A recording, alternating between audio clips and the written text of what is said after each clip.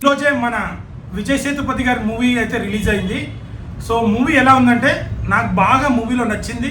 Comedy మాత్రం యోగి బాబా ఉన్నాడు కదా, సో స్టార్టింగ్ నుంచి ఎండింగ్ వరకు మనోడు కామెడీ మాత్రం నెక్స్ట్ లెవెల్ ఉంటుంది. సో విజయ్ సేతుపతి గారికి దీంట్లో యాక్టింగ్ చేసేంత క్యారెక్టర్ ఏం లేదు. సో క్లారిఫై అయితే మనకు హీరో క్యారెక్టర్ ఏందనేది క్లారిఫై ఉంటుంది. బట్ క్యారెక్టర్ మొత్తం మన విజయ్ సేతుపతి చుట్టే తిరుగుతూ ఉంటుంది.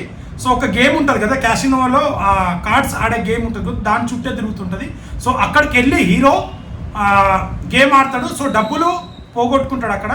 సో అక్కడ అది మళ్ళీ అప్పు అయిపోతాడు. సో అది కట్టడానికి తను ఏం చేసిండు మొత్తం మలేషియాలోనే జరుగుతుంది. స్టోరీ మొత్తం మలేషియాలోనే జరుగుతుంది.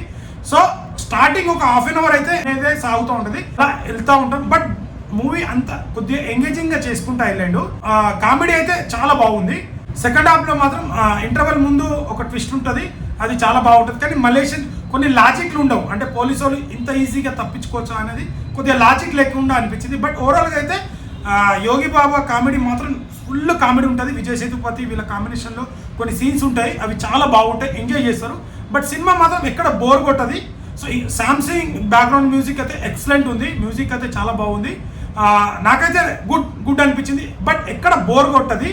సో ఇంకా ఎంగేజింగ్ తీయాల్సింది అని అక్కడక్కడ ఫీల్ అనిపిస్తుంది. బట్ ఓవరాల్గా అయితే ఒక good average movie. Second half కూడా ఫాస్ట్గా అయిపోతుంది, కానీ కొన్ని క్లారిఫై ఇవ్వలేదు అనిపించింది. గుడ్ స్క్రీన్ ప్లే కానీ తీసుకెళ్లే విధానం చాలా బాగా అనిపించింది నాకు. గుడ్, వాచ్ చేయొచ్చు.